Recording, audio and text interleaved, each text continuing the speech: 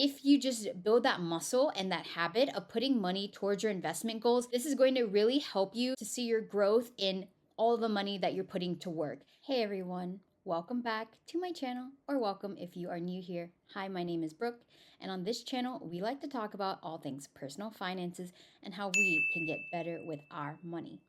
Today, I'm going to give you an update on my goals for this year.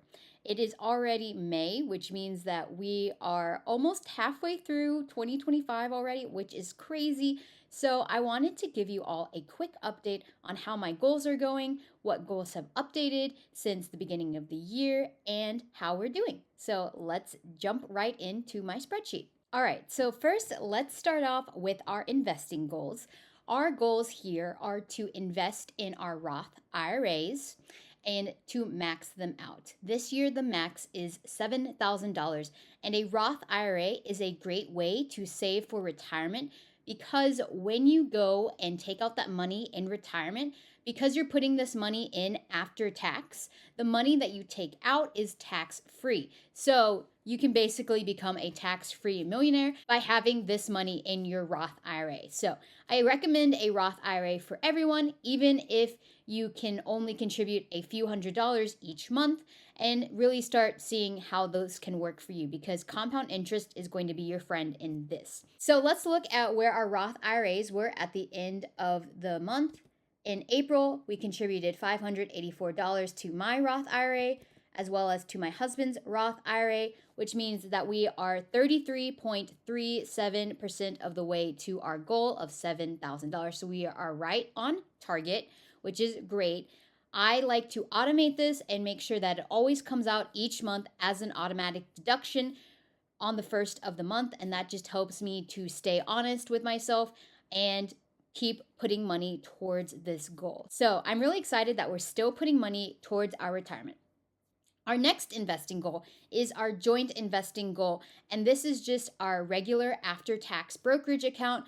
We just put money into low-cost index funds in this, and this is really just an account that we're not 100% sure what we're going to do with this money right now, but we want to just continue to invest extra right now and put it into an after-tax brokerage. Maybe this could help us with our down payment in the future, or it could just be more of a long-term retirement savings vehicle for when we want to retire early, and we can pull from this because we won't have access to our retirement accounts until we get to traditional retirement age.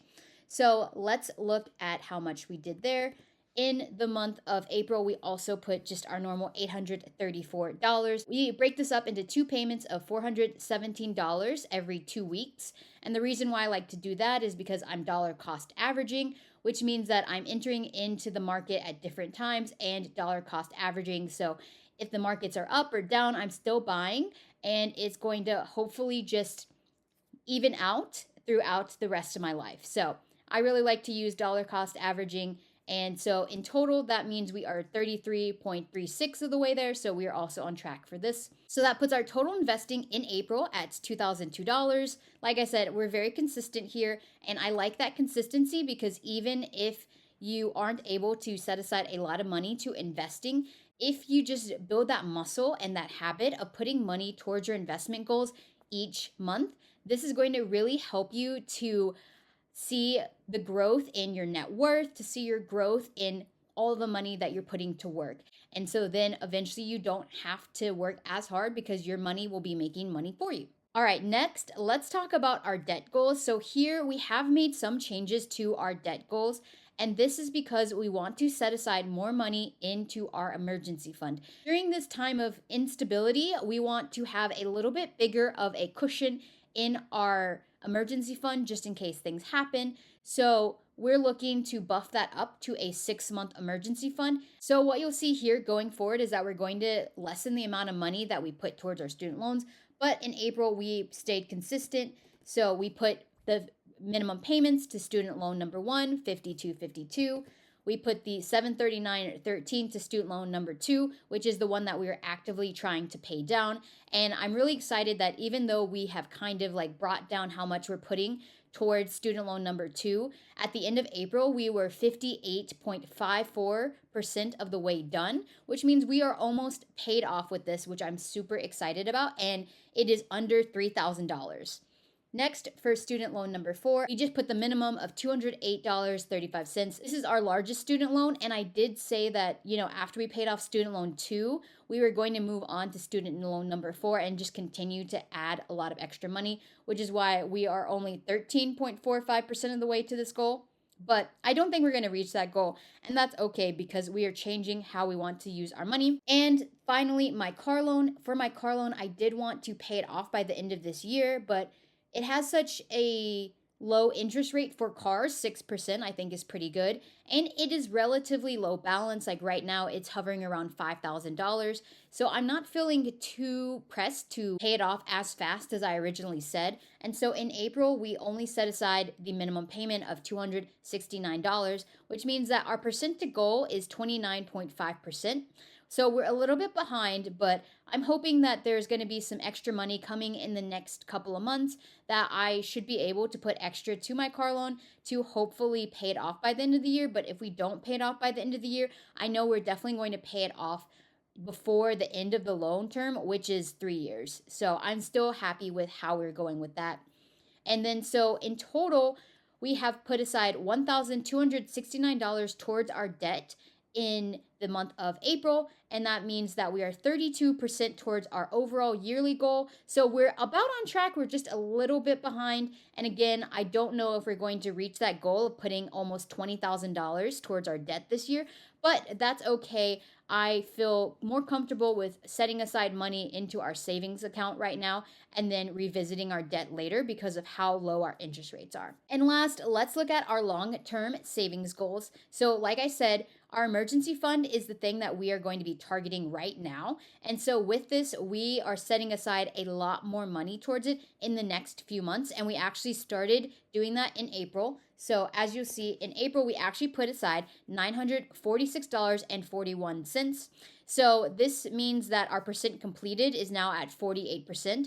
However, I haven't updated our actual goal of $4,000, and I think that's okay because I want to be really transparent with you all about the goals that I originally set out, and then we can look at how my goals evolved over the year because, you're not always going to keep the same goals from the beginning of the year to the end of the year. Things happen, things change, and so that's totally fine. And so I'm okay with keeping the numbers that I had here and just recognizing that we made shifts because we wanted to prioritize different things. So I don't want to change this goal for right now. And so we're just going to keep it as this, and we'll see how much over our original goal amount we actually save towards. Next is our health and wellness. This is to cover our high deductible premiums, and so we're just putting money into this so that we'll have money so that if we ever need to pay towards our deductible, we have that in cash, and then we'll restore it if we ever use it. Like last month I used it to do my bottom retainer, and so we did take some money out of it,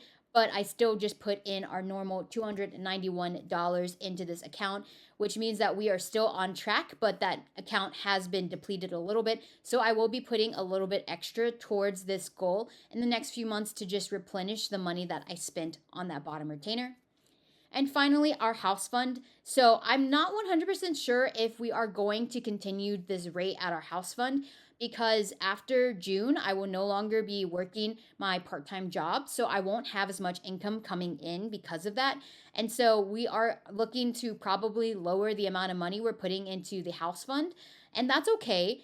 Because we still have, a timeline of at least 2 to 3 years before we move. And so we still have time to reach our goal of $30,000 in this account. So I don't feel that pressed that we are changing this goal. But in the month of April, we still did our normal $1,000, and we'll still be putting that $1,000 in there for the next couple of months until my part-time job is over. And then we'll have to lower it just because we won't have as much income coming in. But that's totally okay. I'm glad that we were able to front load the money that we put into this account at the beginning of the year. So right now we are at 32% completed for this. So we're a little bit behind. And that was because last month in March, we actually bought a new couch couch. And so we took some of the money that we are going to put towards the couch and just pulled it out of there.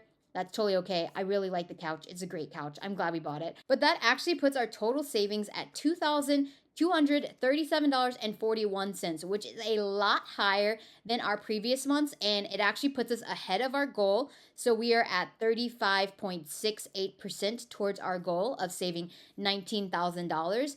Now, this seems crazy that, we have this ability to save $19,000, put aside $14,000 into investing, and put aside $19,000 to our debt. And I recognize that this is a really great place for us to be, especially at the ages that we are.